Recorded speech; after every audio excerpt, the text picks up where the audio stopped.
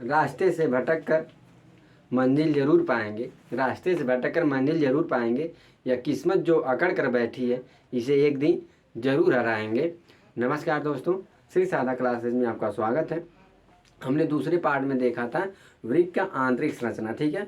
अब हम पढ़ेंगे नेफ्रॉन, नेफ्रॉन नलिका या नेफ्रॉन की संरचना, ठीक है, जिसको हम वृक्काणु भी बोलते हैं, ठीक है। कहीं कहीं वृक्काणु भी लिखा होता है, तो आप लोग परेशान ना होइएगा।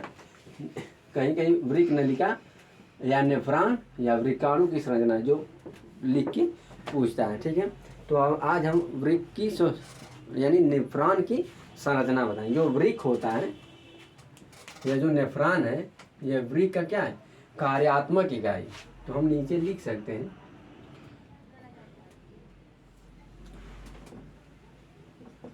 नेफ्रॉन वृक्क का कार्यात्मक इकाई है, कार्यात्मक इकाई है।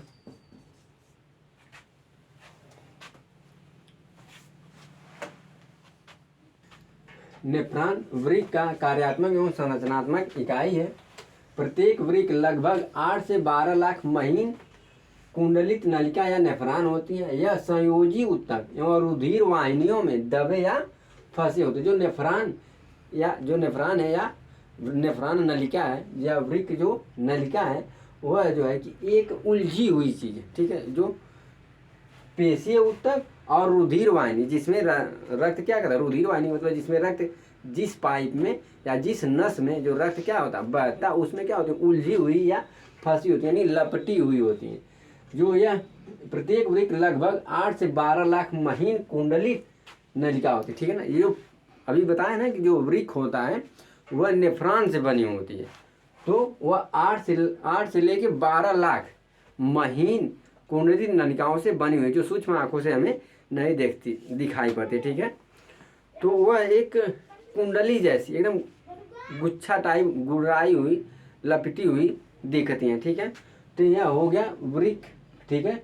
वृक्क की कार्यात्मक और रचनात्मक यही मतलब ऊपर से यानी जो नेफ्रॉन है उसकी एक नज़र हो गई, ठीक है, कि नेफ्रॉन क्या है, कितनी संख्या में होता है और यह कैसे किस रूप में पाया जाता है, ठीक है। तो अब हम पढ़ने वाले हैं वृक्क की संरचना, ठीक है। अब हम पढ़ने वाले हैं नेफ्रॉन की संरचना। यही ज़्यादा पूछता है, ठीक है, पूछता है कि नेफ्रॉन की संरचना बताइए या वृक्क की क्रियाविधि बताइए। तो जो वृक्क की क्रियाविधि है वहाँ नेफ्रॉन से ही पूर्ण होती है, ठीक है। नेफ्रॉन में ही सब क्रियाएं संपन्न होती है। नेफ्रॉन के द्वारा हमारे शरीर में जो यूरिया बनता है उसको शरीर से बाहर निकाला जाता है, और यूरिया यानी जल में जो उपस्थित कुछ लाभदायक तत्व होते हैं उसे अवशोषित किया जाता है। तो आइए हम लोग आज देखते हैं वृक्क की संरचना, ठीक है।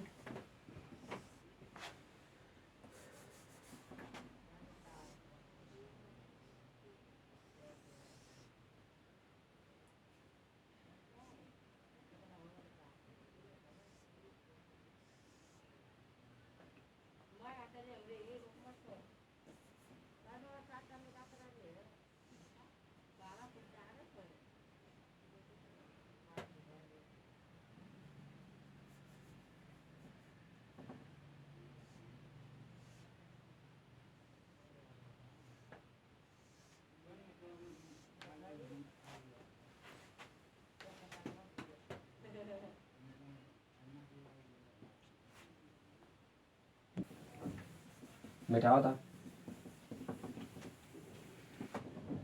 मिठाई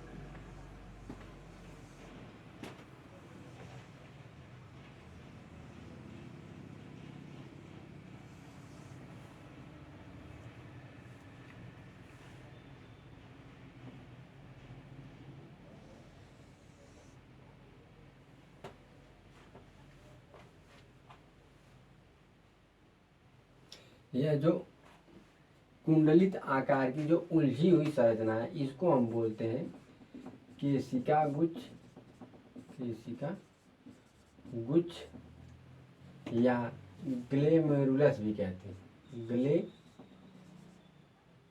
ग्लेमेरुलस भी कहते हैं। ठीक है, यह हमारी, इसको हम बोलते हैं अपवाही धमनिका।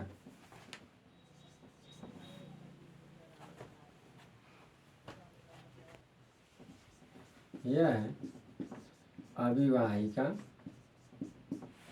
धमनिका या धमनी, इसको बोलते हैं अपवाही, अपवाही धमनिका या धमनी। ठीक है, इससे रक्त जब शरीर में जाता है, यहाँ से रक्त शरीर में, यह थोड़ा मोटा होता है, यह थोड़ा मोटा होता है, इस यह थोड़ा पतला होता है। ठीक है, जब रक्त यहाँ से हमारे किडनी में पहुंचता है यानी नेफ्रॉन में पहुंचता है तो यहाँ यह केशिका गुच्छ यानी ग्लेमेरुलस में पहुंचता है। ठीक है, तो जब रक्त हमारे शरीर में जाता है, ठीक है, तो उसमें कुछ पदार्थ जो होते हैं वह, क्योंकि उसको वह ऑक्सीजन लेके दौड़ रही है, ठीक है, और उसके साथ साथ अन्य अवशिष्ट पदार्थ भी जाते हैं जिसको यानी खराब, एक तरह से कहते हैं हानिकारक पदार्थों का जो केशिका गुच्छ है यह छानने का काम करता है। ठीक है, यानी छानने का काम कौन करता है? केशिका गुच्छ, यानी हानिकारक एवं खराब पदार्थों को यह छानता है। और यह छानने के बाद यहाँ बोमेन संपुट, इसको हम बोलते हैं, जो मोटा वाला भाग है इसको हम बोलेंगे बोमेन संपुट। ठीक है, छानने के बाद यह इसको देता है। ठीक है, जब यहाँ से रक्त, अब यह पाइप जो यह जाने वाली जिसमें रक्त जहाँ से होकर जा रहा है, यह रक्त कैसा है? मोटा है। ये मतलब यह जो पाइप है मोटा है, तो यहाँ से रक्त क्या कर रहा है? ज़्यादा जा रहा है, और निकलने वाला जो रास्ता है कम है। तो जब जाने वाला रास्ता ज़्यादा रहेगा और निकलने वाला कम रहे तो जाहिर सी बात हो धक्का मुक्का होगा। जब धक्का मुक्का होगा तो किसी के ऊपर कोई चढ़ जाता है और कोई निकल जाता है, कोई गिर जाता है। तो उसी प्रकार रक्त भी जब तेजी से, जानते हैं हम सभी लोग, रक्त का जो रफ्तार होता है कितना होता है? जाने वाला रफ्तार कितना होता है? 120 होता है, और आने वाला कितना होता है? 80 होता है। तो ये 120 की रफ्तार से जा रहे हैं तो धक्का मुक्की हो रही, तो इसमें कुछ अच्छे पदार्थ भी छन कर कहाँ चले जाते हैं? इसी के साथ चले जाते हैं। तो कुछ बचे खुचे चीज को जो है क्या करता है? बोमेन संपुट जो है कि छानता है। ठीक है, और ये अगले भाग को हम कुंडलित नलिका बोलते हैं। क्या बोलते हैं? समीपस्थ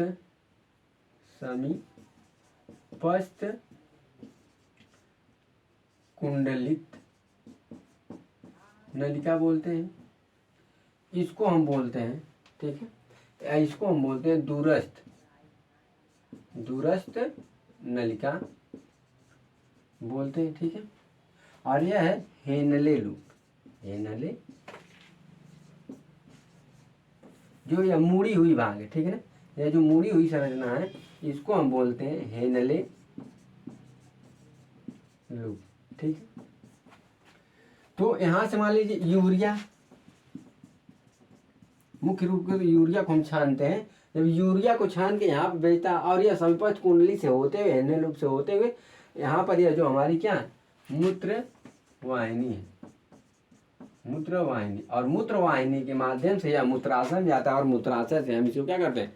बाहर भेज देते हैं। ठीक है, तो जो नेफ्रॉन है, नेफ्रॉन में सभी अपशिष्ट पदार्थों को, रक्त और हमारे शरीर में जो अपशिष्ट पदार्थ बनते हैं उनको जो है कि केशिका गुच्छ के द्वारा छाना जाता है। और छानने के बाद इसको हम जो अपशिष्ट पदार्थ होता है हमें बोमेन संपुट यानी वृक्क नलिका में अंदर और आगे तरफ भेज दिया जाता है। ठीक है, यहाँ पर भी कुछ चीज़ों का अवशोषण होता है, यानी जो अच्छे चीज़ आ जाते हैं इसके साथ साथ, जब ज़्यादा धक्की मुक्की रहेगा तो उसमें अच्छा चीज़ भी आ जाएगा। ठीक है, तो जैसे जल हो गया, कुछ विटामिन आ जाते हैं, तो वह इस बोमेन संपुट के द्वारा अवशोषित किया जाए। अवशोषित करने के बाद जो खराब पदार्थ होता है उसको हम समीपस्थ कुंडली के द्वारा जो है कि आते हुए हेनले लूप से जो है दूरस्थ नलिका, और दूरस्थ नलिका से यह मूत्रवाहिनी में जाता है, और मूत्रवाहिनी से हम मूत्राशय भेजते हैं, और मूत्राशय से मूत्रमार्ग द्वारा हम शरीर से बाहर निकालते हैं। इस प्रकार यूरिया का क्या होता है, निष्कासन होता है। तो नेफ्रॉन की संरचना पूछता है, ठीक है। तो हम समझते हैं कि आप लोगों को समझ में आ गया होगा, ठीक है। अगर वीडियो पसंद आई हो तो लाइक करें, सब्सक्राइब करें और अपने दोस्तों को शेयर करें। धन्यवाद।